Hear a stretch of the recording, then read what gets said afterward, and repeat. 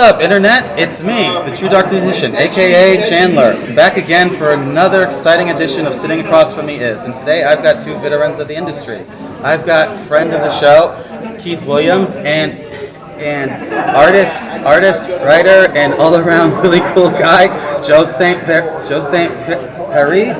Joe St. Pierre. I'm not a friend of the show? Alright, either way. I thought he was a friend of the show. Look what you did! Oh no! I meant Joe, I can't do this by myself. I meant friend as in. When I said friend, it was plural, both of you. Friend is singular. I meant the royal friend. Now we have an English lesson going too. Okay, getting right into it. Today, again, these titans of the industry actually have a lot of in common. One of which is they've both worked on Spider-Man back in the day when they were both working for Marvel. As you know, Keith Williams was part of the first all-black editor team, and some of the titles you worked on were Spider-Man. And Joe, you've worked on multiple Spider-Man titles, such as Spider-Man 2099. Planet of the Symbiotes. You've done Scarlet Spider. You've done Venom. You've done Wolverine. Venom Tooth and Claw is actually one of my favorite comic books. Well, we're friends again. You did Hey Joe, you better get a little bit closer. A little closer. So. Is this better? Oh yeah, even better. Yeah, even better, Joe. Please, move forward. We can add Man of Mystery to Joe St. Pierre's because he doesn't like to be seen. There you go. That's it. Yeah. So let's wanted in 20 states. That's right. 25. Oh my God. Okay, so I'd also like to say I'm not affiliated with him. Oh, there you go. Okay, well, thanks for joining us. Yes. We're all done. Okay. So let's get started. And this is a question you both can take. Out of the two of you, who's the bigger Spider-Man fan and why? Hey. That's an interesting question. I mean, we're both probably big fans in our own minds, you know. Probably we're close to the same age, I imagine. So most likely. We started with the early. I started in the early 70s, and the Spidey cartoon was in syndication. Right? So,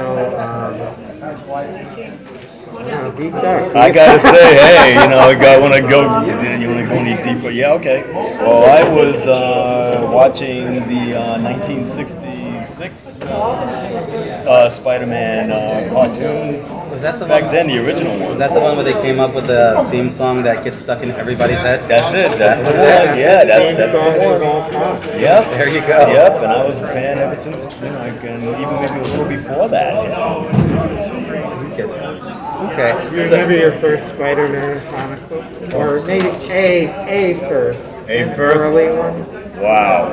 I gotta tell you, no. I can't. Wait. There was one. And it's really funny. I just saw it again just recently with Silvermane, and when he was growing younger. Yes. And that was like that really got me. Like the ending of that where he just like fades away into nothing. Yeah, that was scary, right? I read the novelization version of that, and it was really emotional. It was a really emotional story. Yes, because it was a deconstruction of the criminal mind, and just can't save everybody. And should you save everybody? Yeah, well, he definitely couldn't save him. Spider-Man, no, just watch it out. So yeah, that's a good story right there. I agree with you. That's a good story. Okay, so moving on. When did you guys actually start reading Spider-Man comics? Yeah, that's kind of related to my question. Yeah. Sorry, I kind of stepped on your question. Well, let me give you a stat. For me, I was a DC fan most of my childhood. Didn't really start reading Spider-Man like monthly and like seriously until the first Civil War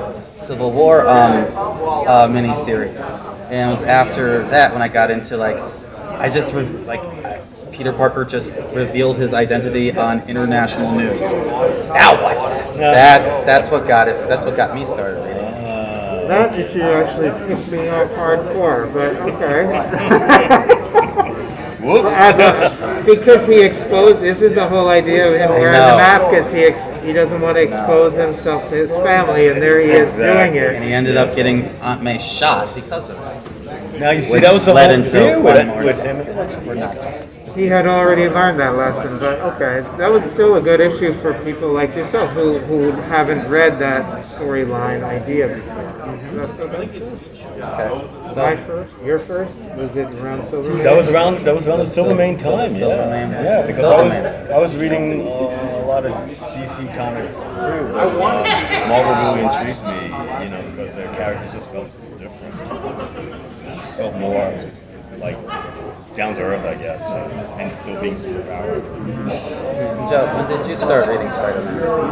An early issue that I still have is issue 92. It may have been a little bit earlier than that, but the one I still have is 92, and that's Iceman.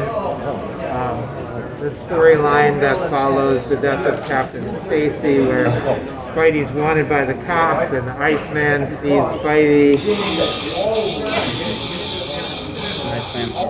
Iceman sees Spidey and knows that he's a wanted criminal, so Iceman chases Spidey down. That was so my first exposure to the X-Men as well. So still during those Gwen Stacy days, and like when they was first starting crossing over with X-Men, which is again another one of my favorite storylines, which they actually adapted to the '90s animated cartoon, which I just love, and the video game that I played on the Super Nintendo. Nice. Yes. I played it on the Super Nintendo. I remember that Great game. Super hard, but great game. Yes, I remember that game. Okay, so all right. So do you have any favorite storylines from the TV show or from the movies? Spider-Man. Any TV show? Any of the TV shows or any of the movies that you really enjoy, and why do you enjoy them? The Incredible Hulk. It was always great. That was like a superhero fugitive. He was being chased, like state after state, dumbing rides and stuff like that, and trying to was always like one step ahead of the law, and doing different things like being a doctor or a grocery clerk or whatever, to I guess slowly fund his experiments to try and get rid of the Hulk. I thought Winter Soldier was fantastic. I loved it. Oh, okay. Yes. Yes, you did. I probably should have. From the Spider-Man TV shows or movies. Oh, okay. Oh. There's a scene in Winter Soldier where he jumps out of the plane with no parachute or anything, and then falls ass across the deck of the ship. That is incredible. That's cinematic interpretation of Jack Kirby. Yes. Well, yes. Yes. Clearly. That was incredible. But he wants Spider-Man. So I gotta go back to the cartoon. I think anything outside of the comics, for me, my favorite is probably the 66. The 66 cartoon. Yeah. And there's some key issues with like Blackie Drago, the Vulture. They call him Vulture Man. But the Vulture, the Green Goblin, Dr. Octopus, those are my favorite. I noticed they changed a lot of things about like established characters from the comics for the cartoons, and they were usually for just some of the weakest reasons, like they didn't think it would translate well. Kids just wouldn't get it. What would they get about a villain with wings that calls himself the Vulture? Yeah, I don't know. I would say don't talk down the kids. Yeah. Believe me, they get it. Trust me. They get it.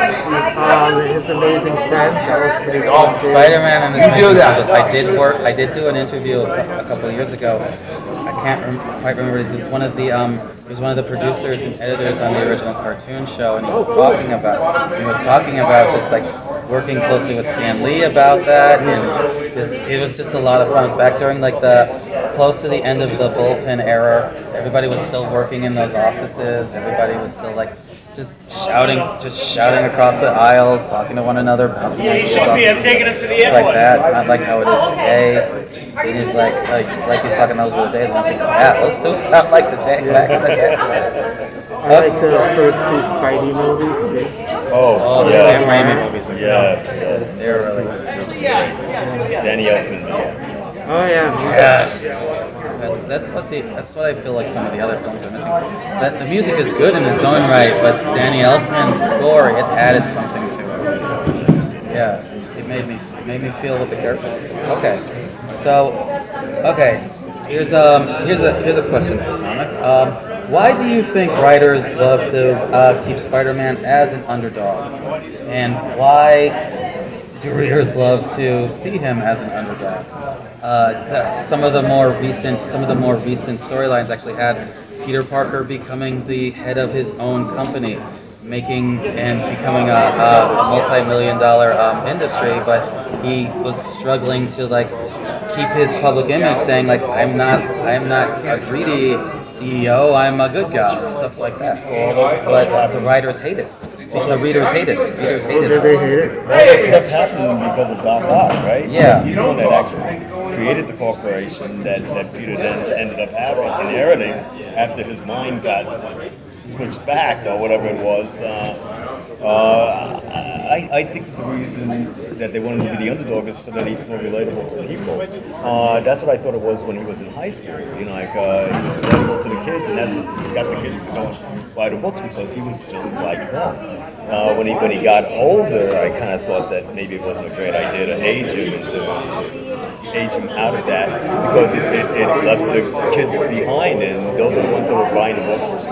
They were interested in reading the books at the time, but you know, he sort of like followed us for some strange reason. It feels like he aged along with once we started to move up into the 20s, something like that. He ended up going to college. He ended up getting married. And all this stuff, and I don't think that they could have maybe played that with somebody else, with another character. Peter should have stayed more as a kid, Parker, as Peter Parker, and more relatable.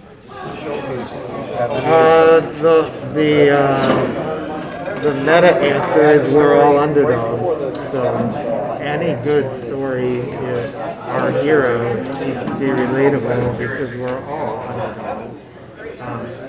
Some characters less so than others, but one of the key story beats for a good Spider-Man story is that he needs to be overwhelmed. He needs to go against the odds, so we can root for him. And so, when you put out a 4 to 10 monthly comics featuring the same character over 60 years, you're gonna move away from that a few times. You're gonna have to. Just for variety, right? So that's why you get these storylines like who's the CEO of the corporation, whatever, or somebody else takes the costume for some reason. It's just a matter of varying the same content. Yeah, that's the better. Yeah. But at the purest, the best Spidey stories are is the underdog, right? Yes. Going against odds that are impossible. And I think they sometimes it depends on who's writing it, but I think they could do a good job as portraying him as an underdog, as a hero of the people, without showing him just getting dumped on every single day. I like the stories where you find a nice balance. Yeah. That's good. Yes. Can't argue with that. Okay.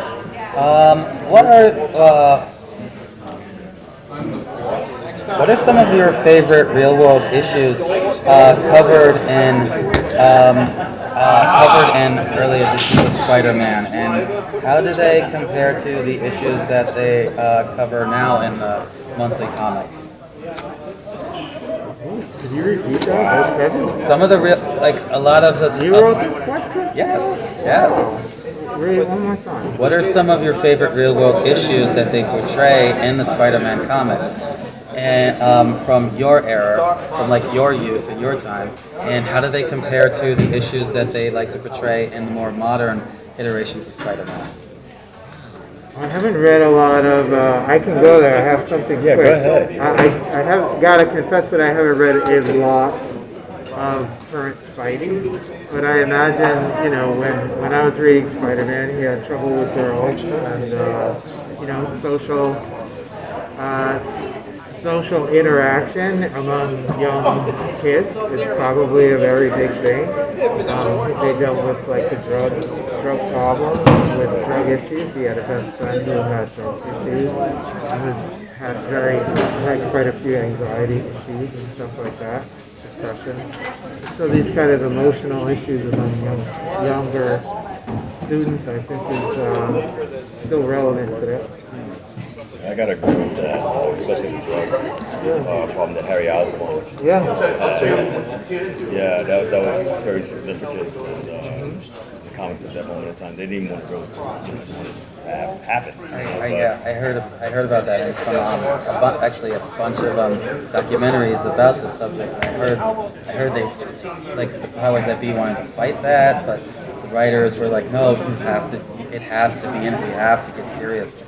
A very minor point, which thank God they haven't dwelt on it as a story, is that Spidey's webbing seems to be biodegradable. Like after an hour, it dissolves, so New York City's not covered in toxic webbing and stuff like that. For some reason, Peter is environmentally minded in that regard. Amazing. That is a point that not many people have made. He is a environmentally minded and superhero. Yep. He's an incredible scientist. Yeah. Yep. Okay. Okay. So this is like a continuation. What do you think of the character? What do you think of Peter Parker as Spider-Man today, as he was say 20, 30 years ago? Do you think he's changed, or do you think he's relatively remained the same? It seems like he's pretty self-assured now. He's in the Avengers, right? He's doing, it isn't like when he was, younger, where he was more of a loner. He didn't want to be with anybody else, and he was still having problems learning his powers and stuff like that. Now he knows. He has a pretty good idea what he can do. Definitely more experience in the career. Okay, so now I have questions for individual questions for you and for Joe. First one is for Keith. During your time at Marvel, you were part of the company's first all-black editor team, and during that time, you worked on several Spider-Man titles. Could you tell us a little bit about that experience? Oh, it was absolutely incredible being there at that time. It was really nice of Jim Owsley, Christopher to ask me at that time when I was working as an art correction person with John Romita and the Raiders, and I thought it would be an interesting change, to try it out, see where I can go with it. And Jim had his ideas of how each book was supposed to, go, which Amazing was supposed to be the action, book. Spectacular was supposed to be basically more about Peter Parker and his family and his friends, stuff like that. And then Web of Spider-Man was more like anything, like anything can go, whatever is getting thrown out at that moment in time. That's what Peter had to deal with. Those are my favorite comics. Anything goes. Okay. Now, Joe, can you take us through your experience working on Along Came a Spider? What were some of your favorite parts of working on it? One of the things I did back in the day, this is a while ago now, was I noticed that in the previous Venom miniseries that I had looked at, Eddie Brock was kind of like he's almost like a dashing hero. He's more like superheroic proportions. And he had the classic 90s mullet, which was like a symbol of like handsome Jews back in the day. Yeah. So he was way, in my eyes, many mullets. Yeah, there were a lot of mullets. I might have been in there with a couple of mullets in my face. Wow. Yeah. Did you have a mullet? No, I could not shake my head that way. It wasn't happening. Take the hat off. Show us what you're rocking now. There's no mullet in so my take was when I was reading Spidey with McFarlane, he created Venom with Black Eddie Brock, and Eddie seemed more like a juicy guy, like more of a thuggish, like than a leading man type. And so I kind of went back to that original visual, and that's probably what I brought to the miniseries that I worked on. Okay, and this question is for you too, Joe. Okay, total hypothetical. If Marvel Studios called you up tomorrow and asked you to work, that they're adapting Tooth and Claw or Along Came a Spider into a movie and asked you to work on it, what would you bring to that? What would you do? What would you do in that script? Joy. What I bring to it, joy. What I bring to it. I don't know. There's so many cool story ideas with those two characters. Would we have to follow the original miniseries? Totally up to you. This would be like like they're gonna do the DC thing and do an Elseworld now. Yeah, I might do something completely different. Like, I'm trying to join the X-Men or something like that. That would be sweet. Something I would love to see that. I'd love to just read that. I'd love to just hear somebody talking about that. And so, of course, it's very quick. It's very quick. Wolverine would stuff out. Not meant for the team kind of thing. I'd probably go there. Go back to being the lone wolf. That would be cool. I'd like to see that. Him go through this whole hero's journey just to realize I'm better off as a lone wolf. It was nice meeting you. Bye. There you go. Yes. Okay, next question.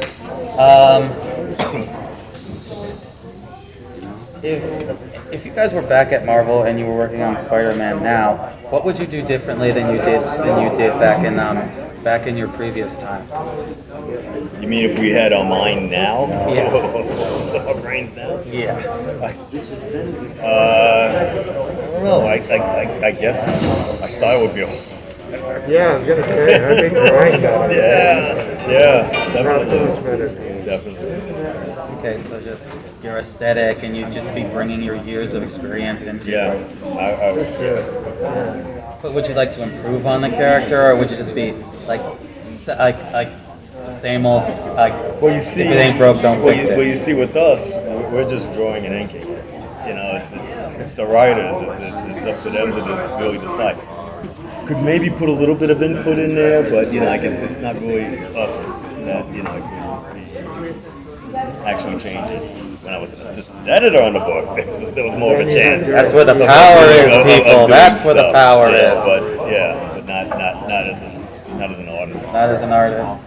Unless they ask you to, would you like to make a new costume like they did for Ben Riley or something? Same for you? I'm a writer too, so I could probably write 25 issues tomorrow on Spider-Man. But again, I like a lot of the same beats that I've read for a long time. The underdog character, and I love a lot of his rogue cavalry, and I'd probably fill in some blanks on the Scorpion. I'm a huge fan of the Scorpion, and I'd probably lessen the number of spider people that are running around. I don't know if that's possible. by 75%. Yeah. I don't know if that's possible in today's marketplace, with Spider-Man so popular, but I'd probably trim down the Spidey population, and there would be no stories in Spider-Verse. I wanted to get over there It would be all New York City, down and dirty, street level, personal. Cosmos, no Cosmos, no Spider-Man. No. It's your friendly neighborhood Spider-Man. Yeah. Okay. Next question.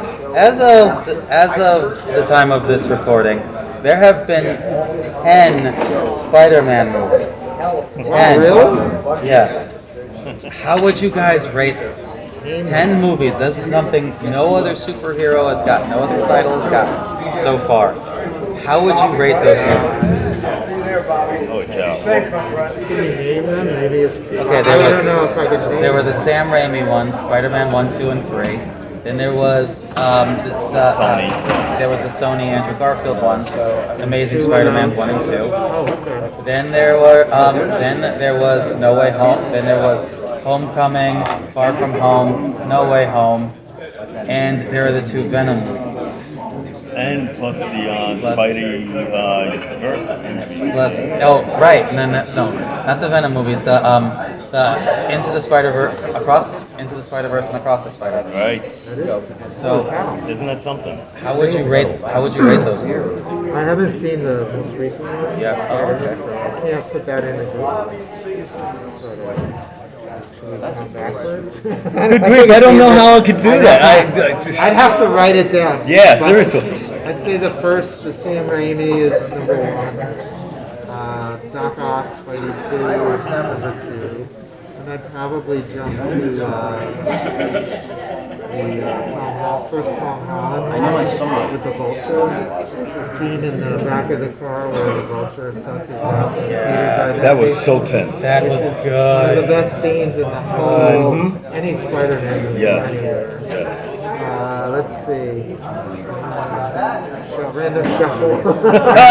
Yeah, right, sit on shuffle and just. I didn't mean to throw math at you guys. Yeah. I'm sorry. I gotta really say that the Spider-Verse movies, the first one especially, really blew me away, and it made me think, gee, this is like the best Spider-Man movie ever. Even though Sam Raimi's Spider-Man number 1 and 2 were absolutely fantastic because it's live action, and I was watching them swinging around, and I inked those motions, those movements, and to like look at that thing actually coming at you on the screen, it made you cry because it was like they got it. So you put Spider-Verse above all. I would put Spider-Verse. I would actually put Spider-Verse, the first one, above all of them, and then after that, the Sam Raimi Spider-Man. Nice. Bold.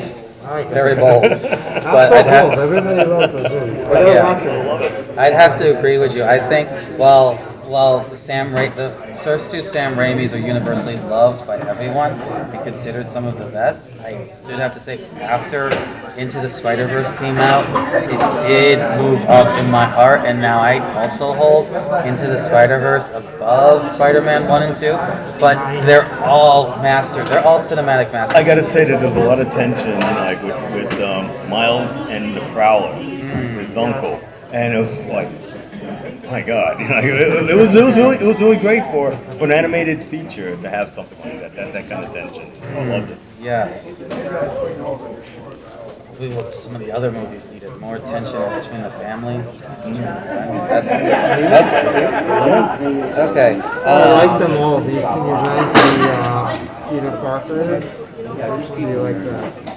I like. Yeah. Oh, that's actually my next question for you. Oh, is it guys. really? Oh. Who do you guys think is the better Spider-Man, Peter Parker or Miles Morales? And why? Well, I grew up on Peter Parker. Same here. There's a lot of emotional baggage. Yeah. But I totally understand how people are connected with Miles. It's a whole other generation that can connect to a new Spider-Man. Miles Morales isn't even my generation. I grew up watching Peter Parker as Spider-Man on TV, in the comics, and in movies. I never even saw Miles Morales until I was an adult. But I think Peter Parker might still be the better Spider-Man because he's older and more experienced, and they're still portraying Miles as immature and still prone to like messing up a lot more. And that's one of the things I like, how they did change Peter Parker's character, turning him into a mentor and trying to make Miles into a hero that he could be very comfortable passing the mantle of Spider-Man down to. Because eventually, probably long after we're dead, they're gonna retire Peter Parker. Probably long after we're dead, who knows? Possibly. It could happen. I mean, I think it comes to like the explosion, right? So Yeah. I've probably read maybe 600 comics with Spider-Man, Peter Parker in them. I don't think I've ever read a comic book. I actually haven't seen this. I have. They're good. They're good in their own right, and I do like that. A new, younger take on it, and making him. I also have soft because he's mixed. He's African American and he's Hispanic. I'm African American and Hispanic as well. So that's points in my book. And I like the family dynamic that they have. I like the family dynamic they have between him and his mother and his uncle in the comic. And that there are other teenage superheroes. Let's hang out. Let's be friends. I like that too. Yeah. Heck, I like some of my favorite comics. Some of my favorite comic stories are just superheroes hanging out having fun. That's just awesome. I love that. Okay, next question. Who's your favorite rogue character? Yeah, who's What's a rogue character? one of the villains. Sorry, one of the villains. Who's your favorite Spider-Man villain? Rogues Gallery. Wow. Well, I gotta say, Green Goblin. He is like totally insane, but he has so many different levels of insanity. He's like an onion, you know. It's Norman Osborn, like a scientist, head of a corporation and stuff like this. Doesn't really think that much of his son Harry. I don't know if it went the same way as in the movies where he's like more, attracted to Peter, thing, but he just has this thing about Spider-Man. I guess that he thinks that he's his equal in some sort of way, and that they should hang out together. I guess have a cookout, like father and son cookout or something, which means havoc and destroying half the city, But Peter doesn't like that idea too much. But Goblin just keeps trying to push him, I guess, to a point where it's violence or anger or something to make him more like him. Because he believes that's the true human condition. Right. Sort of like that.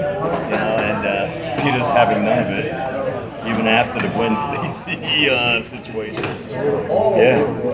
I think the Goblin is the answer, but I'll also throw, I'm a huge, like I said, Scorpion fan, and he's 20 or Amazing Spider-Man. I don't know why they haven't adapted that into a movie, because it's perfect.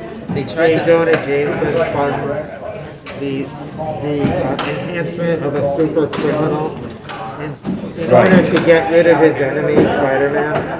They tried to 100% fresh to what's going on today.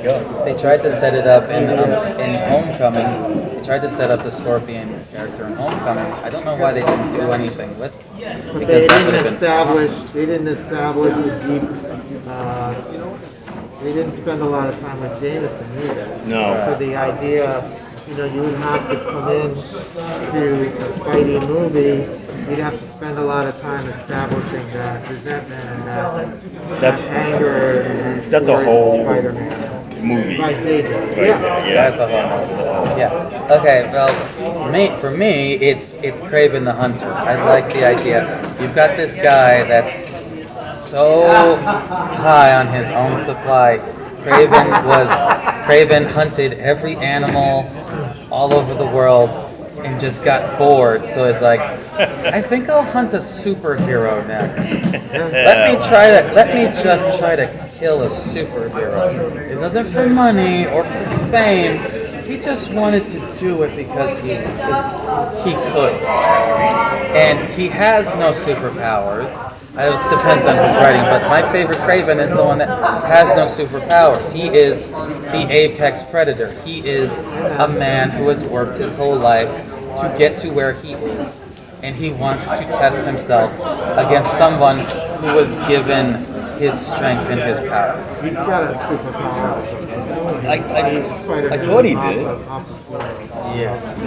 He does. He has some kind of bird. Right. Sort of like the T'Challa stuff. Well, Yeah. like I wonder if it's related. It might be. It might be. It Yeah, it might be it. It has been, yeah, it has been portrayed as that, and like I said, it depends on who's writing it. But yeah, Craven has used herbs as similar to the herbs that T'Challa There you used go. to give him super strength. But they also try to make it clear it's not the same herb. They just try to make it clear it's ends not up the in same. Wakanda by some circumstance. Wow. Yeah. Heals herbs, but it's not. It's not That the would be purest great. tree. Yes. It's not the purest, or like he's tried to replicate it, but he doesn't quite get it right.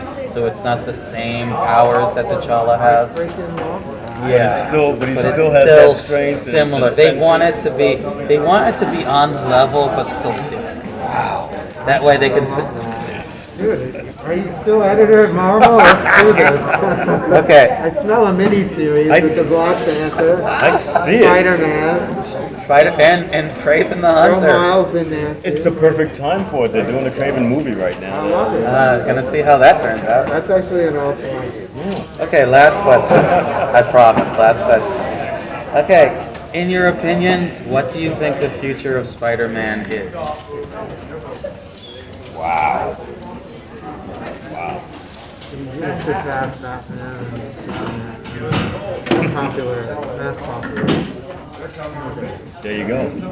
Yeah. think so, too? Sort of like a Disney thing. Yeah. It's, yeah. Sure. It's the weirdest thing to see for me as a kid when DC was so dominant as a child.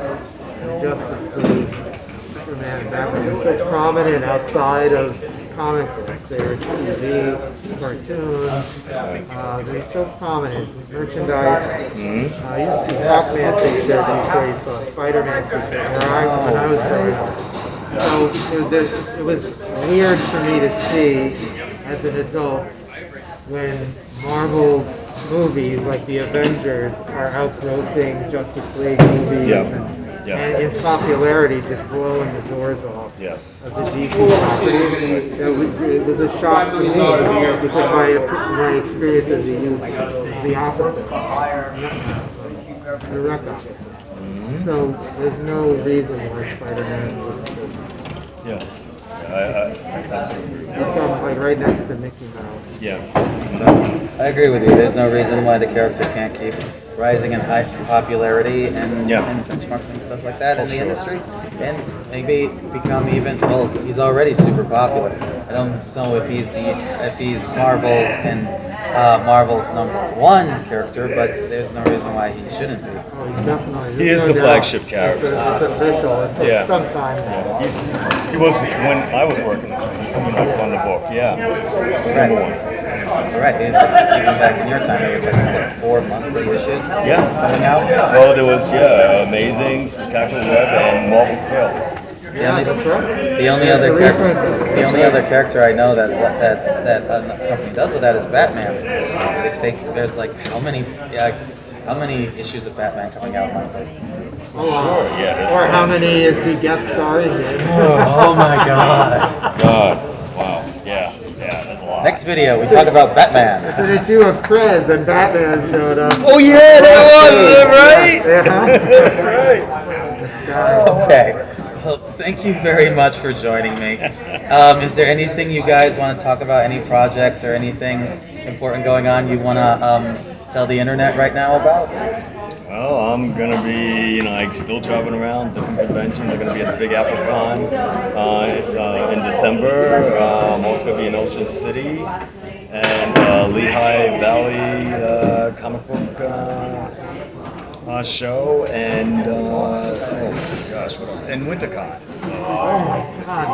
Never have a week. When do you sleep? Seriously, when do you sleep? What's sleep? Keith the Machine Williams. Is that your name at the model golf? It is. If it isn't, it will be soon. Jazzy Johnny Revita, Sam the Manly, Keith the Machine Williams. So anything? I'm just having Anything you're working on? I have a creator-owned series that I'm very proud of. It's called The New Zodiac. The first issue came out last year. I'm working on the next one now. It's called The New Zodiac Pisces. It's like a horror sci-fi mashup. Hopefully that'll be out first quarter next year. I'll leave a link in the description below. Thank you. Okay, so with that, I want to thank you, Internet, and I want to thank Keith Williams and Joe St. Pierre for joining me today. I hope you all had a good time. I know I did. If you liked what you see and you want to see more, I've included links on the screen somewhere. And if you want to help out the channel, drop a like, share, subscribe, put a comment, drop a comment down below. Couldn't hurt.